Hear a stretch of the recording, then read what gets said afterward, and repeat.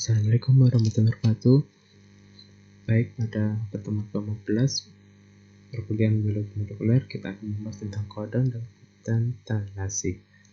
Saya ambil dari PPT saat ada di Jogja, mata kuliah biokimia. Komponen apa saja yang diperlukan translasi? Yang kedua, tabel utama translasi pada prokaryotik dan eukaryotik.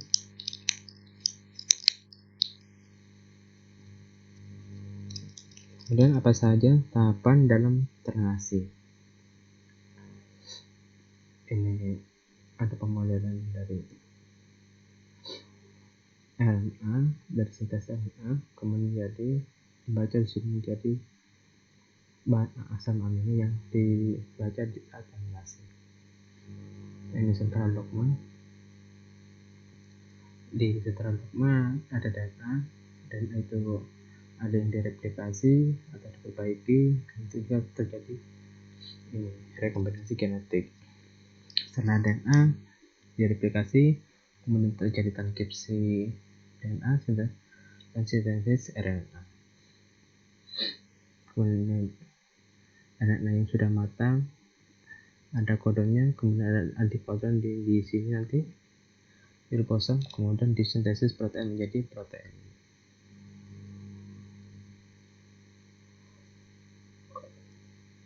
Nah, ini aliran informasi genetik dari gen ke protein. Perbedaan antara eukariot dan prokariot. Di prokariot terjadinya sentral dogma sangat singkat karena tidak terjadi di nukleus, dan transkripsi dan translasi bisa terjadi secara bersamaan. Sedangkan pada eukariot prosesnya panjang, terjadi di nukleus, ada replikasi DNA, kemudian ada transkripsi, di transkripsi nanti RNA-nya kemudian di splicing, di editing, ada intron dan exon yang kemudian dibuang intronnya, kemudian setelah itu RNA yang matang ditambahkan kap 5 dan ekor A.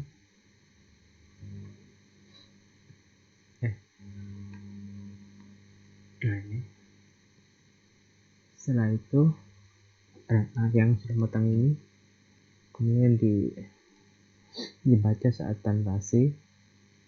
Setelah itu dikeluarkan dari nukleus.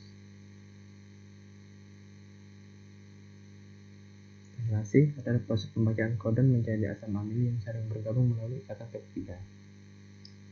Komponen dalam translasi ada RNA terusan dari kode genetik, ribosom, tRNA pembawa asam amino, dan enzim.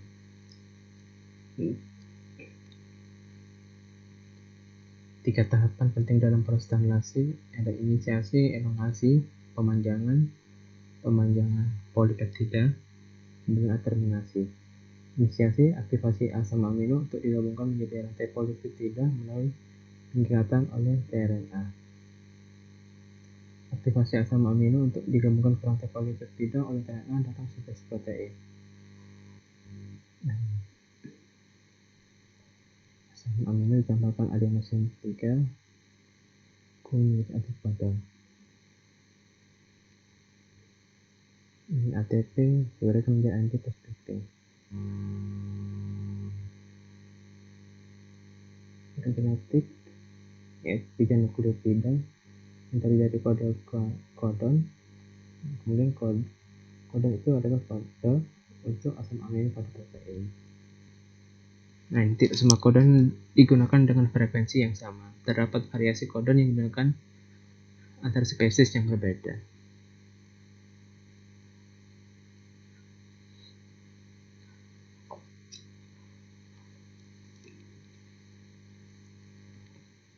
Jadi di sini kodon stopnya ini UAA, UAG, dan UGA.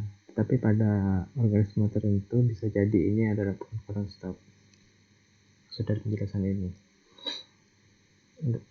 Kodon pemulai adalah ini methionine AUG. Ini kode pembacaannya dari sini, kemudian sini, kemudian sini. Dari kiri kemudian atas, kemudian proses wobble seperti ini ya. Ini antikodon, ini kodonnya. Nah, misalnya guanin berhubungan dengan sitosin ini. Ini pasal guanin dengan sitosin ada ikatan begini juga. Nah, guanin dengan urasil akan hidrogennya 2.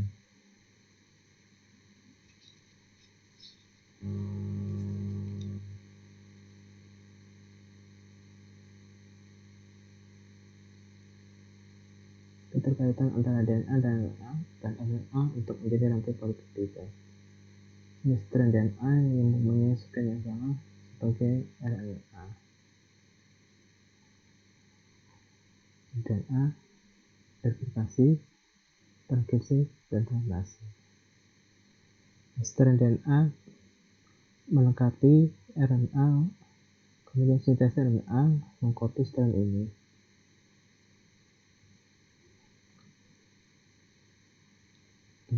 Di sini mereplikasi, kemudian di sini menjadi transkripsi ini. Di sini ada sisi yang tidak ditranskrip, kemudian AUG itu sinyal terjadinya ini, sinyal terjadinya translasi dimulai dengan kodon metionin, kemudian ini kodon-kodonnya yang lain, kemudian di sini ada messenger RNA. Di ribosom nanti disambungkan dengan kodonnya menjadi ini metionin. Metionin adalah dibagi setelah translasi di protein ini. N-terminus menyelesaikan protein. Jadi nanti di sini setelah polipeptida panjang dengan panjang tertentu nanti akan dihentikan oleh codon stop.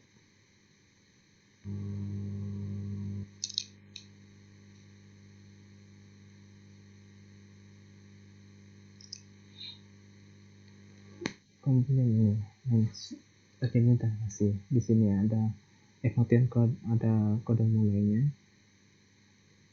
Kemudian ini ada penempelan amino asid RNA. Nah, di sini nanti disambung lagi terus menjadi ikatan polipeptida, menyambung ke sini, menyambung terus sampai codon stopnya ini. Ada faktor release-nya untuk melepaskan proses translasi. Transfer RNA struktur RNA seperti ini. Terdiri dari asam nukleat RNA dan asam amino spesifik, berfungsi untuk menghubungkan sekuens asam nukleat RNA dan asam amino yang dikodenya. Antikodon sekuens yang terdiri dari 3 nukleotida pada RNA yang komplement dengan kodon. Jadi ini komplement maksudnya pelengkap dari kodonnya itu. Pasangannya misalnya A dan T, G dan C. Pola dari antikodon ini.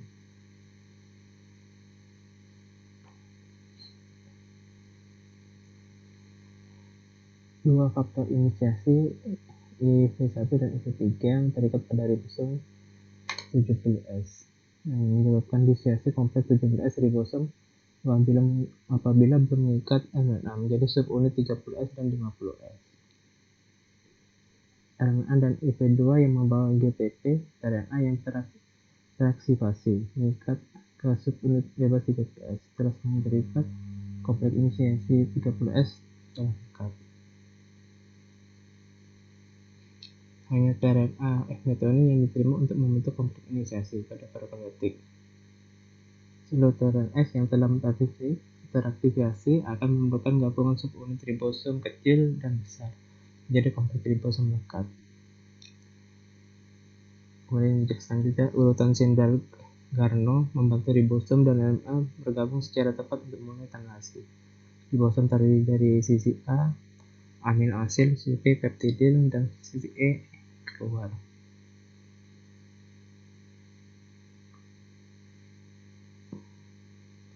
Ikatan pembentukan peptida dikatalisis oleh kompleks enzim peptidil transferase.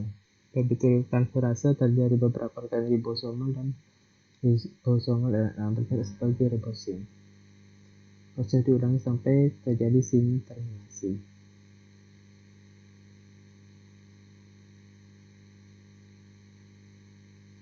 Kemudian terminasi terjadi ketika salah satu dari kolon stop itu muncul pada sisi A, sisi A-nya yang ada di ribosom. Tidak ada tRNS yang bergabung dengan urutan tersebut sehingga tidak ada tRNA yang terikat sama terminasi. Protein risk factor berpartisipasi dalam terminasi.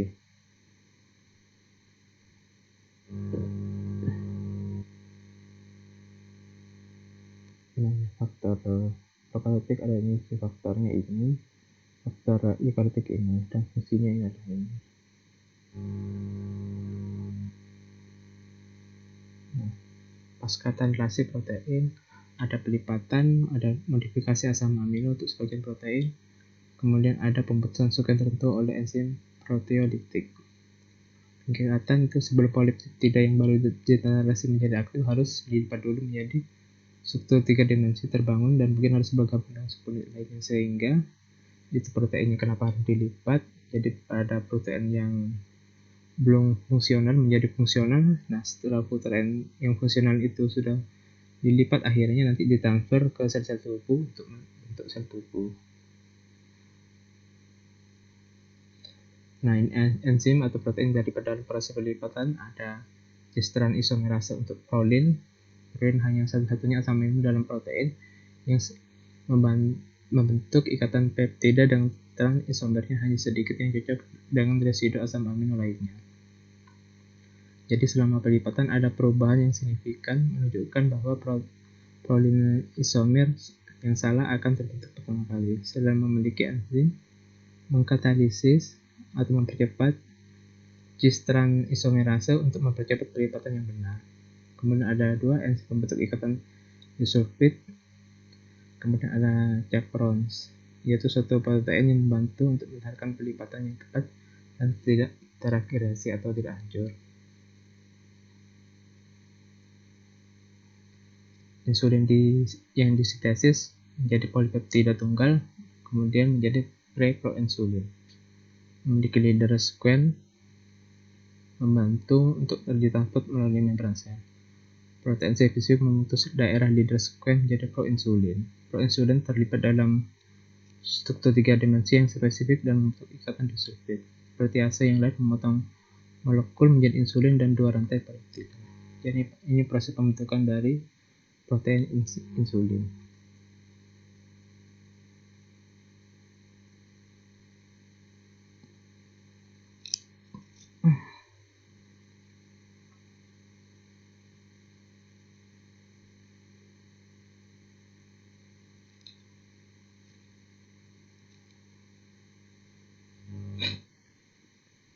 Kemudian ini chaperone, fungsinya untuk mempertahankan protein baru yang telah disintesis agar tidak ketidaktepatan pelipatan atau agregasi. Setelah disintesis, protein memerlukan untuk dilipat sesuai dengan kebutuhan untuk fungsinya. Pola pelipatan tersebut berdasarkan urutan asam amino dari protein.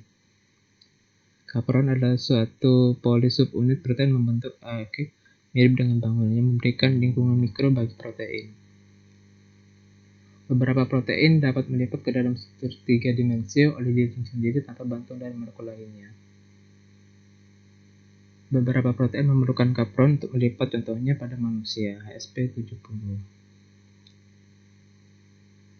Beberapa protein memerlukan protein yang lebih besar, chaperone, supaya dapat untuk melipat secara cepat.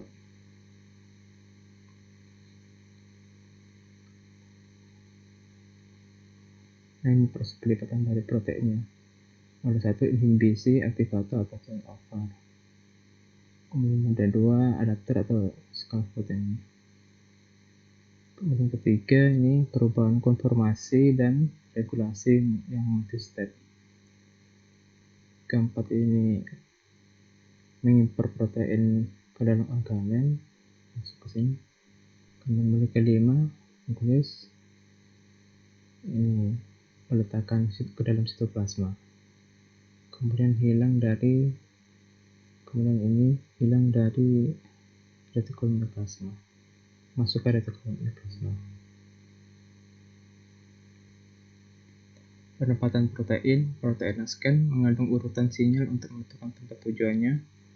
Pada bakteri, protein baru yang disintesis dapat tinggal di sitosol, dikirim ke membran plasma, membran luar, periplasmik, dan ekstraseluler.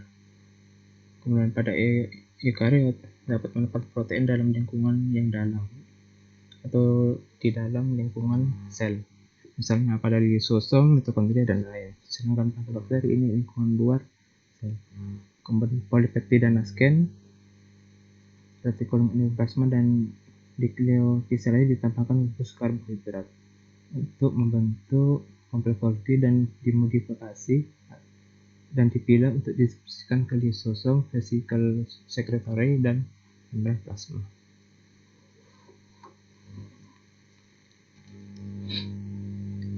Translokasi ya. Protein ditranslokasi membentuk kompleks dengan kapron di sitosol. Kompleks ini melindungi protein agar tidak mengalami pelipatan. Kompleks ini mempertahankan protein dari pelipatan yang prematur atau pelipatan awal yang akan melindungi dari gelembung sekretori ATPase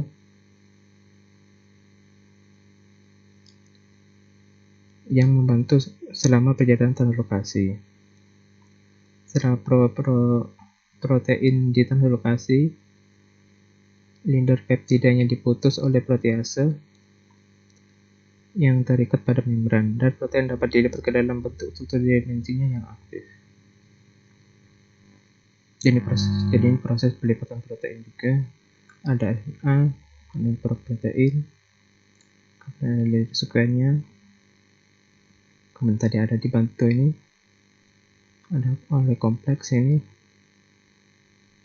Setelah itu ada ditranslokasi ke membran sel, kemudian ini nanti lindarnya putus, dan setelah keluar dari membran sel, protein terjadi pelipatan yang aktif dan untuk 3 dimensi. Signal recognition particle atau partikel pengenalan sinyal mendeteksi urutan sinyal dan membawa ribosom menuju membran retikulum endoplasma. Ini sekuensinya.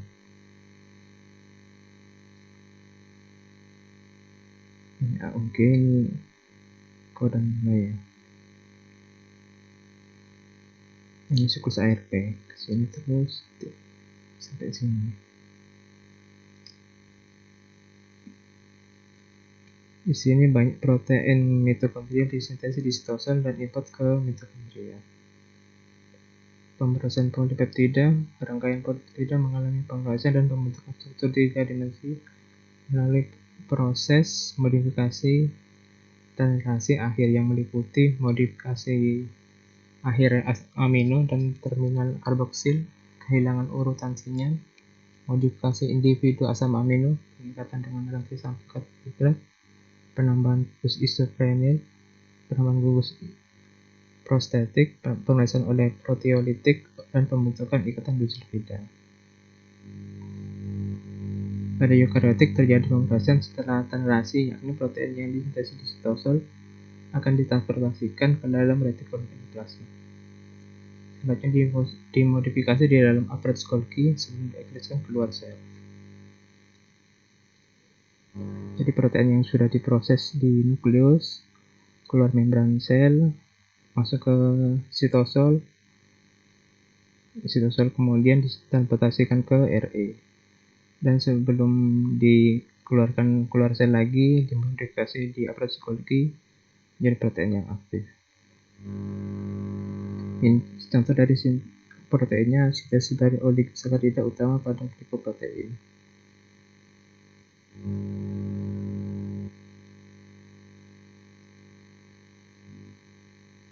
Nah, protein yang belum aktif dikeluarkan dari nukleus, kemudian masuk lagi ke sini, sitosol ke sini, ke retikulum endoplasma, kemudian sitosol disintesis ya, dan terpusatkan ke retikulum endoplasma. Setelah itu dimodifikasi di aparatus Golgi. proses Golgi-nya organel di luar ini. Ini RE, hanya bagian RE aja. Setelah diproses dalam retikulum endoplasma, protein akan dikemas dalam vesikel dan masuk ke badan Golgi. Untuk proses berikutnya sebelum protein tersebut ditempatkan di sitoplasma atau dikeluarkan. Jadi ini protein yang ada di retikulum endoplasma dikeluarkan masuk ke sitosol, kemudian diproses ke badan Golgi untuk diproses lagi menjadi protein yang aktif. Modifikasi protein yang terjadi setelah proses stanilasi, post-stanilasi terjadi dalam retikulum endoplasma. DNA, transkripsi, menjadi RNA, pemecah protein oleh stanilasi, ini prosesnya. Dan ini prekursor dari proinsulin. Ini segmen akhirnya. Proinsulin, formasi ikatan disulfida, contohnya.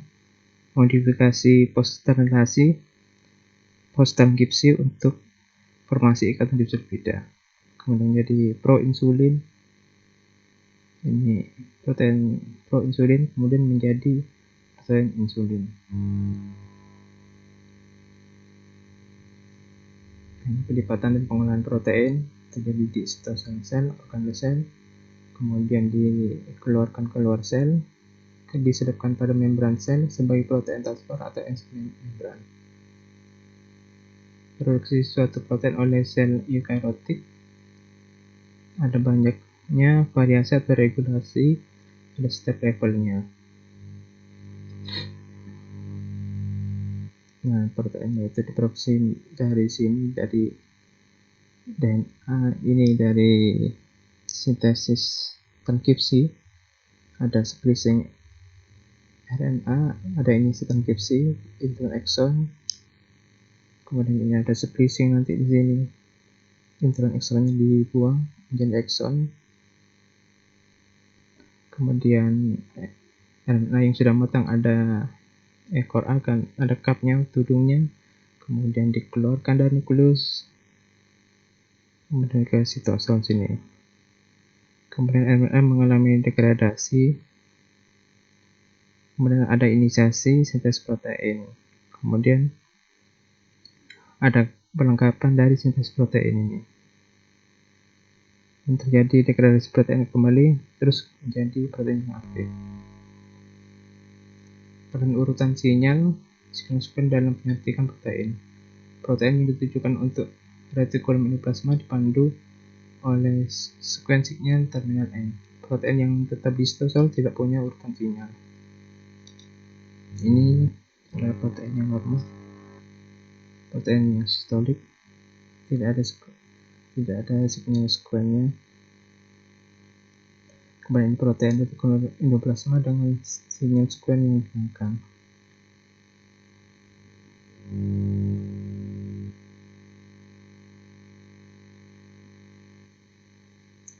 Intravesikular ini maksudnya transportasi protein dari berbagai organel. Ini eksitosis, regulasi, jalur regulasi dan konstitutifnya. Eksitosis itu pengeluaran protein. Dari sini aparatus Golgi, kemudian vesikel sekretari menyimpan protein sekretari, kemudian dikeluarkan ke membran plasma, ke lingkungan luar membran plasma. Bisa bentuknya berupa hormon atau neurotransmitter atau protein lainnya. Taruh ulang protein yang ditargetkan untuk dihancurkan. Protein memiliki paruh setengah kehidupan yang berbeda. Umumnya enzim yang penting dalam pengaturan metabolisme memiliki waktu paruh yang pendek. Juga penting untuk membuang protein atau enzim yang tidak normal. Enzim proteolitik ditemukan di seluruh bagian sel. Jadi enzim proteolitik ini untuk menghancurkan enzim atau protein yang tidak normal. Beberapa protease ada di sitosol eukariotik. 2CA2+ mengaktifkan protease yang disebut kalpain, kemudian satu ATP dependent protease disebut protease. 4 bentuk molekul yang diberikan menentukan laju daur ulang protein ada ubiquitinasi, ada oksidasi pada residu asam amino, urutan phase, residu asam amino N-terminal. Ubiquitin, protein kecil yang ada dalam semua sel eukariotik, menandai protein untuk dirusak atau didegradasi. 3 enzim yang terlibat dalam menggabungkan ubiquitin ke protein. Ada ujung karboksil ubiquitin berikutan dengan suatu gugus sulfhidril dari E1, ubiquitin yang telah kedua ubiquitin yang telah teraktivasi kemudian bergantian dengan gugus sulfhidril dari E2. Ketika protein target ditandai oleh ubiquitin untuk didegradasi, yang keempat protease khusus ubiquitin mengenali target dan menghancurkannya.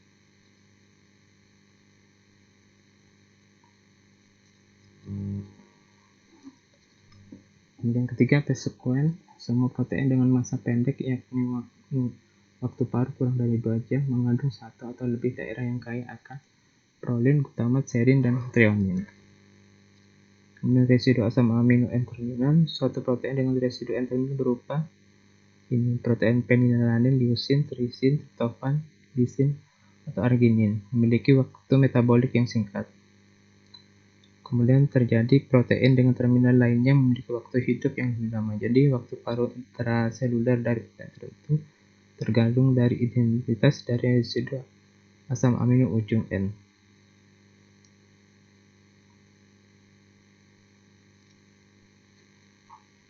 Yang kedua, oksidasi residu asam amino. Kondisi yang memunculkan radikal oksigen menyebabkan banyak protein menuju ke fungsi campuran sebagai pengoksidasi untuk residu tertentu. Kondisi ini membutuhkan Fe2+ dan radikal hidroksil, dan umumnya asam amino dapat menerima untuk dioksid. Contohnya lisin, arginin, dan prolin. E. coli dan organ hati tikus itu mengandung protease untuk memecah glutamin sintetase untuk teraplikasi secara in vitro, tetapi tidak merusak enzim tersebut yang masih alami. Akumulasi protein yang rusak karena teraplikasi dan lebih ke sel untuk mendegradasi dan memindahkan mereka merupakan kontribusi penting dalam penuaan sel. Ini penghambat sintesis protein oleh ambiotik ada beberapa antibiotik, contohnya rifampicin mengikat pada enzim polimerase RNA bakteri dan menghambat RNA. Kemudian erythromycin dan azithromycin mengikat pada ribosom bakteri dan menghambat pelekatan pada RNA. Tetrasiklin mengikat pada ribosom bakteri dan menghambat translasi RNA. Jadi ini kenapa gunanya antibiotik itu pada penyakit yang disebabkan oleh bakteri atau virus, sehingga terjadi penghambatan untuk bakteri tersebut tumbuh itu dihambat saat untuk sintesis proteinnya, baik itu di transkripsinya atau di saat translasinya.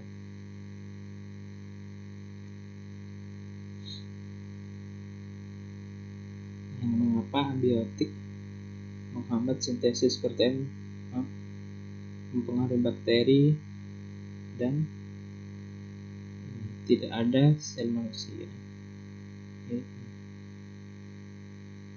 Nah, ini contoh-contoh dari antibiotik dan fungsinya itu.